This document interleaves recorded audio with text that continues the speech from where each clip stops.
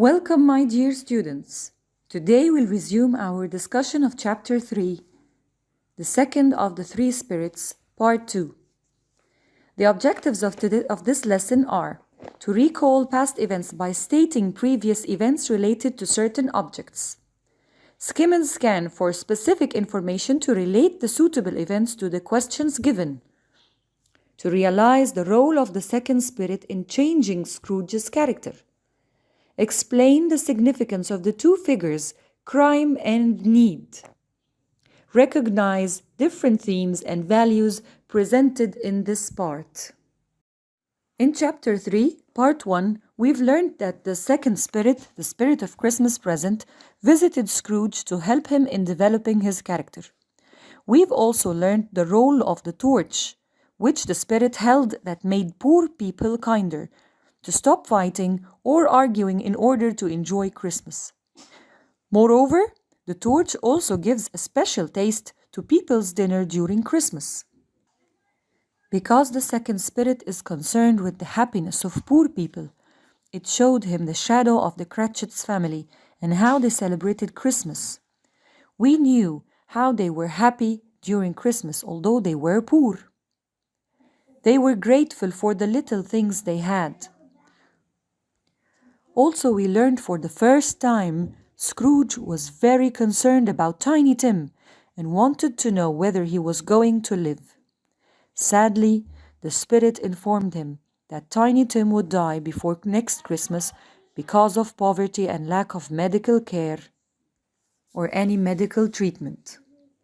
Part 1 ends at page 33 with the shocking words of the spirit repeating Scrooge's very own words.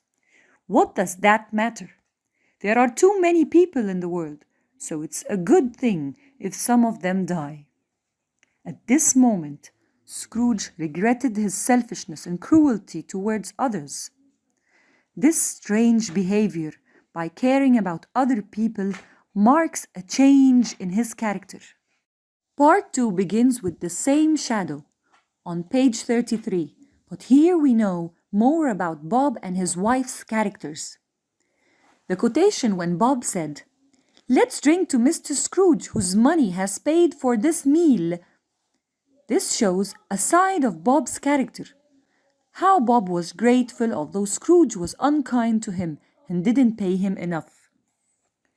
Whereas his wife, Mrs. Cratchit, replied angrily and with disagreement, "His money? What can we buy with his 15 shillings a week? Why should we drink to the health of a hateful, hard, unfeeling, mean old man like Scrooge?" This shows not only the opinion of Mrs. Cratchit about Scrooge, but it also shows people's opinion towards him. They didn't like him. Next, the second spirit showed Scrooge how people in different places with different life conditions were trying to enjoy themselves at Christmas.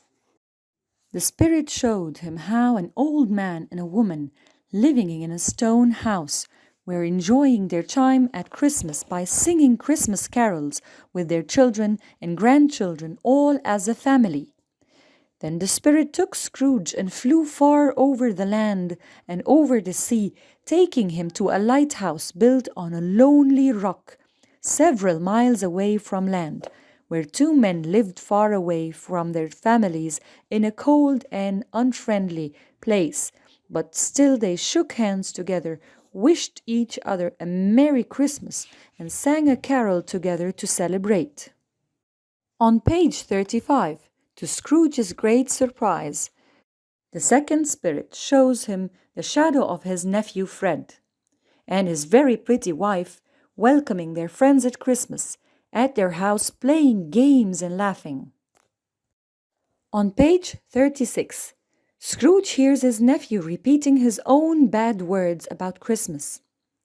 He said that Christmas was humbug, ha ha ha. Here comes Fred's opinion about his Uncle Scrooge and how Fred feels about him. He also says, "He's a strange old man," said Scrooge's nephew, "but I'm sorry for him. His money is no use to him, you see. He isn't at all happy or comfortable, although he's rich. It's sad to think of him sitting alone in his cold room, and so I'm going to invite him every Christmas. He can be cross and miserable if he likes, but I'll go on inviting him, and one day perhaps he'll think better of Christmas." These words reflect how sorry Fred felt towards his uncle. He felt pity for him as he believes that his uncle is miserable and lonely, although he's rich. That's why Fred would never give up inviting him every Christmas until perhaps one day he thinks better of Christmas.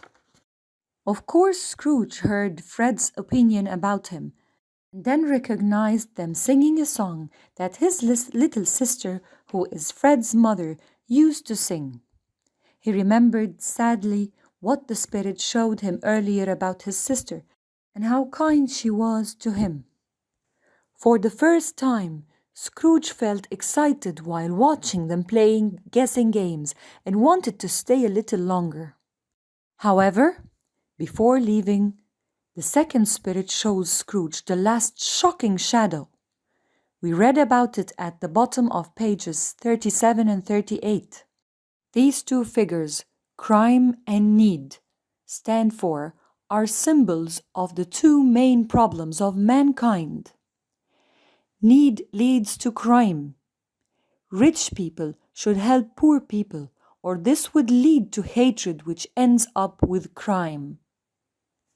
And when Scrooge asked if anyone could help them, the second time the spirit repeats or uses Scrooge's own words to make him regret his selfishness and cruel behavior. Are there no prisons? Are there no workhouses?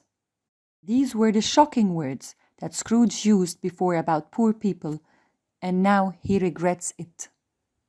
Thank you, my dear students, and God bless you all.